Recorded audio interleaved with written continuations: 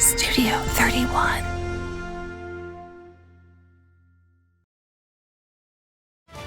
WZMQ 19 News at 6 starts now. Good evening, everyone. I'm Haley Potter. Thanks for choosing 19 News. This is Home. COVID-19 cases remain steady all across the region tonight. In Marquette County, the health department is reporting about 95 positive COVID-19 cases. Hospitalizations are remaining steady for the most part, with a slight decrease in COVID-19 patients being hospitalized right now. And the Marquette County Health Department is no longer requiring students in pre-K through 6th grade to wear a mask in school. That's new today as well. County Health Officer Jerry Messana's order was put into place on September 20th, and it ends today. The order said that the mask mandate would stay in place until community transmission was lifted as moderate to low by the CDC for at least 14 days or until further notice from the Marquette County Health Officer. However, Marquette County's transmission rate is currently listed as high by the CDC. School districts within the county are able to enact their own mask mandates, and CDC mandates still require students to wear a mask on the school bus. Meanwhile, some positive news tonight on the COVID-19 front. Pfizer and BioNTech have begun clinical trials for the Omicron-specific COVID-19 vaccine. The companies say they are studying the safety, tolerability, and level of immune response in 1,400 healthy adults ages 18 to 55. Some patients will be getting the vaccine as both a primary dose and as a booster dose. Despite this new clinical trial, Pfizer doesn't expect production of the original vaccine to be affected whatsoever. They still plan to produce 4 billion doses for all of 2022. Pfizer also emphasizes that people who are already boosted have a high level of protection against the Omicron variant. And now on to a first look at the forecast this evening with John Stehlin. Hey there, we are looking pretty good across the area. We're going to limit our snow chances, but unfortunately those cold wind chills are going to stick around, and these strong winds too. So as we head on into tonight, we'll look for a leftover snowflake or two. But with that wind, we could see some blowing snow. So that means snow-covered roads once again, maybe your sidewalks, your driveways. Yeah, that kind of stinks. But nonetheless, that's what we're going to see. But the good news is we'll see rising temperatures as we head on into the overnight. I mean, they're not going to be 50s and 60s, but nonetheless, they're not going to be below 0 or single digits. And then we'll have your weekend outlook coming up in just a few. 16 degrees for tonight, cloudy skies, maybe a flake, but it's those winds that'll be pretty breezy across the area. And again, that'll be blowing some snow around, so be prepared for that. Wind chill still cold, 0 to maybe 10 below instead of 25 to 35 below, but nonetheless, we can take that. Still some gusty winds for the nighttime here, as you can see, calming down just a little bit, but those temperatures rising throughout the night, so that'll feel good, relatively speaking, as we head on into your morning and morning commutes. We'll warn your forecast, check out the snow total so far this month, and also take a look at your weekend in a few. And that recent snow that John just mentioned has been a nuisance to many of us, but something we may not always realize is how much it's affecting our homes. And a big issue is how the water and ice is impacting the foundation of your home. I got some tips from a local expert. Here in the UP, we are no strangers to the snow, and neither are our homes, but winter storms do damage houses, specifically the foundation, as snow keeps building up. And eventually that snow is going to melt, right? So when this happens, typically the snow on the roof is going to melt at a quicker rate, and then your gutters and your downspouts are clogged up with ice. So that water just runs right over the gutter and the downspouts and then kind of down alongside your foundation, eventually entering your basement. I caught up with the expert Ethan Hummel, who tells me winter is inevitable, but there are ways to prevent damage before it's too late, like checking for cracks in the foundation. To basically avoid a larger issue, which that water freezing inside your walls becomes, not an issue, it becomes devastating. Hummel's advice, get your house and foundation inspected before winter and anytime you notice any of the warning signs. Cracks in your foundation, floors that are uneven, windows that might not be opening and closing the same with doors. Also, you might, again, see some unexplained water marks on your drywall.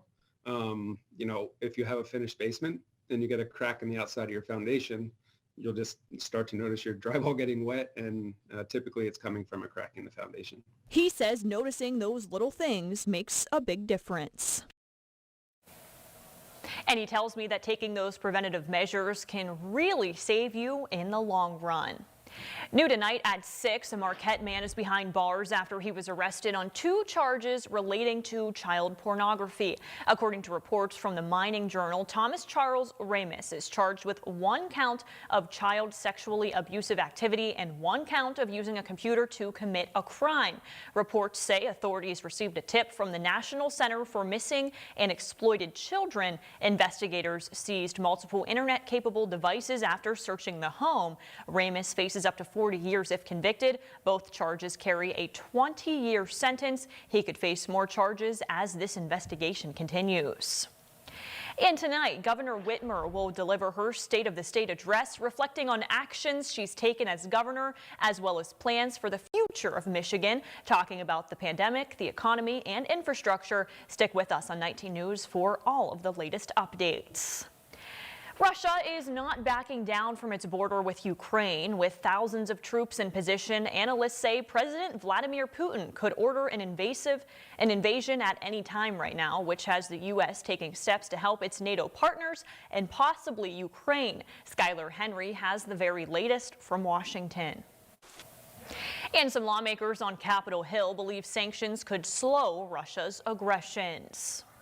There's a special group of people keeping us safe through the pandemic and beyond, of course. And this weekend, a police and firefighter ball is being held as a way to give back to those who protect our community here in Marquette. The 4th annual event takes place on Saturday, January 29th from 6 until 10 at the Northern Michigan University's Northern Center. The event not only raises money for local police and fire departments, but the money will also go to some of our local charities. The ball returns after a 1-year hiatus caused by COVID-19. And it features a raffle and an auction where guests can win plenty of prizes. Updates for this event can be found on the ball's Facebook page. Still to come tonight, are you dreaming of a vacation right now? I'm sure you are with all of these cold temperatures. Well, you're not alone. Lots of people are, and we have details on how this is all impacting the travel industry. That's after John's full forecast. Stick with us.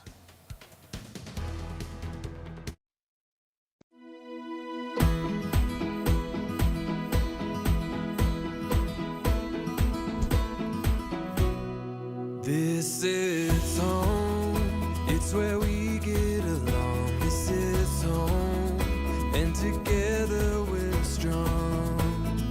Whoa, this is home.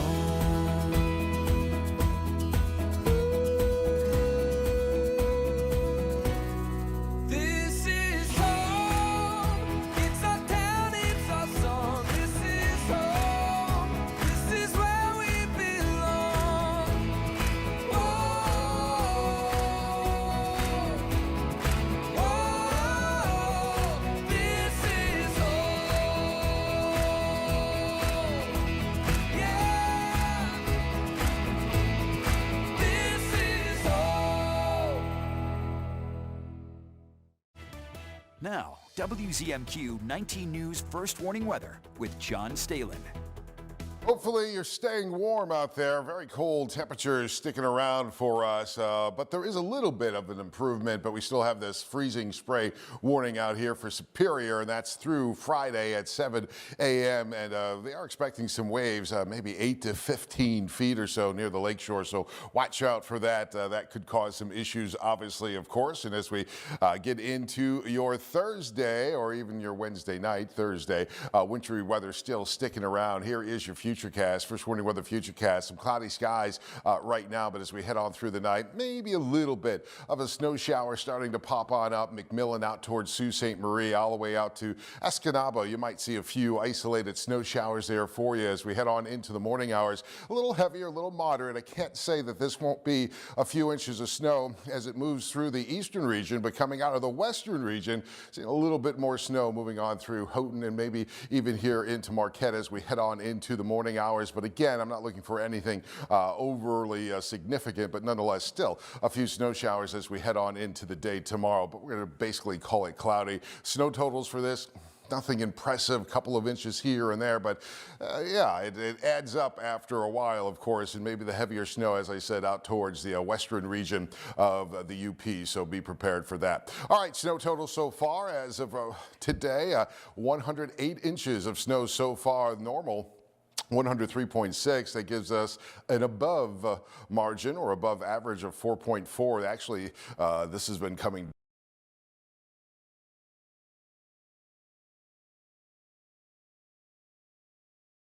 generated for the most part, and you can see where the heavier snow or the most snow still on the ground. So good snowmobiling weather, snowshoeing, cross-country skiing, whatever you do, please enjoy yourself out there. We got a good pack of snow. Now we have to deal with the winds, as you know, and the winds, if it's not snowing, it just makes it a lot colder. And you can see sustained winds as we head on in to tonight, 20 miles an hour or so. But as we head on into the daytime tomorrow, they start ticking down a little bit more and more. But the wind gusts still a little bit of a problem, and this could create some blowing snow. Even though the snow has been cut on off, we could still see some pretty reduced visibilities if you're out and about driving across the area, so be prepared for that. All right, let's take a look what's going on across the UP for tonight as we take a look at your zone outlook. Temperatures into the teens. This was last night. This is going to be a little bit warmer, so we're going to see rising temperatures on the overnight. I'll fix that for you for 11. 20 degrees for Marquette as we head on into the day tomorrow. We're 21 in McMillan and Escanaba at 23 degrees. Next 7 days, your life looking this way. Temperatures a little bit warmer. We'll take 20. It's going to feel good. 16, a few snow showers for your Friday. Overnight lows back to being pretty cold. We're 18 for Saturday, 24 for Sunday. We're basically snow free and back to near 30 as we head back to work on Monday. Some of these cold temperatures may have you dreaming of sandy beaches, and you're definitely not alone. People across the nation are looking to take a vacation, which means a big boom for the travel industry. 19 News' Elspeth Mizner has details. I've been in the business 38 years, so I've rolled through 9/11. You know, this is just another thing we're have to roll through. After working in the travel industry for decades, Like I said, you came to the right place. and Denny is busy once again, booking trips for people looking to escape the cold. We have a lot of family vacations. People have been, you know, away from family for almost 2 years now, and now that they have gotten vaccinated and they can all be together, we're doing a lot of family vacations. After nearly 2 years in a pandemic, Denny says people are feeling more comfortable and willing to go the distance for some much-needed R&R. They're saying, I'm vaccinated, I'm going. No, the Omicron has not affected one iota. But with COVID-19 still on the minds of many, Denny says more and more people are buying travel insurance due to the pandemic. I have not sold a trip that did not include cancellation insurance. 99.9% of the things I book has insurance included. And Denny says if the stress of booking flights, making arrangements, and setting up hotels is too much stress for you, then maybe going with a travel agent could be the better fit. And Denny's advice to anybody on the fence about traveling near or far is to book the trip. You worked a vacation. You know, yes, we have to pay our bills, but everybody likes to have a day off, and everybody likes to, you know, go see something new or, you know, be a little adventurous. And I always say you work to vacation. Elspeth Mizner, 19 News.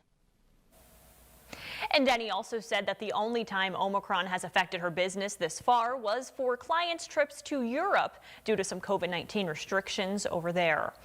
A lot of us want that tropical vacation, but in the UP, winter is always welcome with plenty of things to do, and that includes this coming weekend. The Haiki-Lunta Winter Festival returns to downtown Negaunee this weekend after taking a year off because of the COVID-19 pandemic.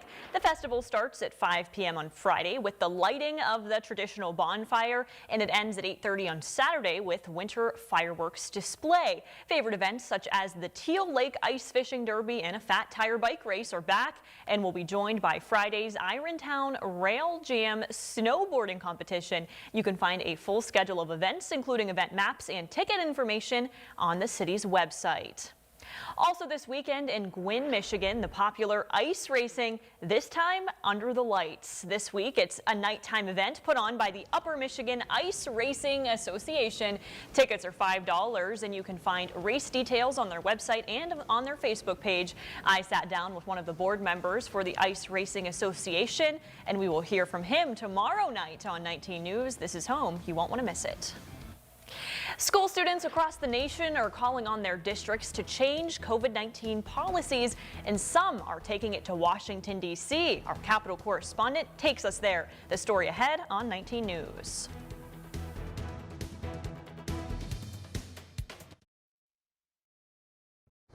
You're watching WZMQ 19 News with Haley Potter.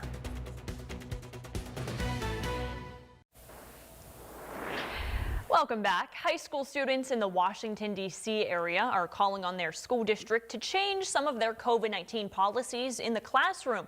Some of them are saying that their policies have been too lax. Our Washington, D.C. correspondent Rachel Knapp reports.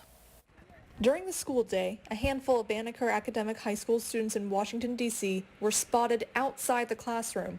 But there's a reason for that. There was a district-wide walkout among D.C. students, concerned about the district's COVID policies in the classroom. The purpose of this walkout is to kind of not only criticize the way that DCPS has handled the situation with in-school learning, but also to bring awareness over the fact that this directly affects us. They say with the surge of the Omicron variant, which has heavily impacted D.C., they want to see some COVID policies change. Some of the goals including just more testing for students, especially with the amount of COVID cases in D.C. in general, especially in DCPS, and the lack of transparency within those tests and the reporting of it. Also, more hybrid learning aspects for students that feel unsafe. So we want deep cleaning in the schools. Only about 10% of us get tested a week, and like that's not a lot of us. We also want all of us to get tested, or if they can do all of us, a great number of us, so that we can all make sure that nobody has the virus, and if they do, how they could not spread it to anyone else. This walkout follows another student walkout in neighboring Montgomery County, Maryland last week. Students also felt there were inadequate COVID mitigation measures and demanded more flexibility for remote learning. And also happening in neighboring Virginia. Several school districts, including Arlington and Alexandria, recently sued Governor Glenn Youngkin for his executive order allowing masks to be optional rather than mandatory in public schools. These D.C. students say they deserve the safest conditions when it comes to COVID, and their health should not be compromised for education. I feel like if our goals met, it would make me feel a lot more safe, and a bunch of students a lot more safe in school. In Washington, D.C., Rachel Knapp reporting. And we reached out to the D.C.'s public schools for an interview on this walkout and to see if they will consider some COVID-19 policy changes, but did not hear back at this time. Still to come tonight on 19 News, a family gets a surprise in the mail after a recent hospital visit. And it's not a pleasant surprise either. 19 News will be right back with details. You're watching WZMQ 19 News with Haley Potter.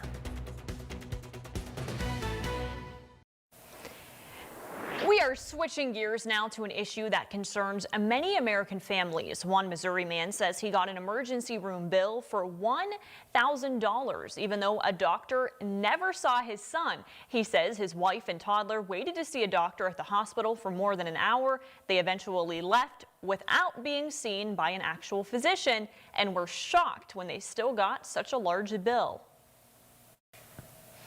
19 News will be right back after this break. Stick with us.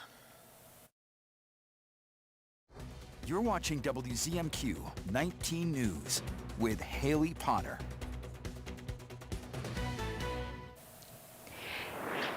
A stumbling skier is going viral for stealing the show in Seven Springs Snow Resort in Pennsylvania. Abby Way was giving her a regular marketing report on conditions at Seven Springs last week, seemingly oblivious to the skier who was trying to work her way down the steps to get to the slopes. Take a look, you can see it right now. The minute-long report continues, cutting between the footage of the slopes and Way with the struggling skier behind her falling right down the steps.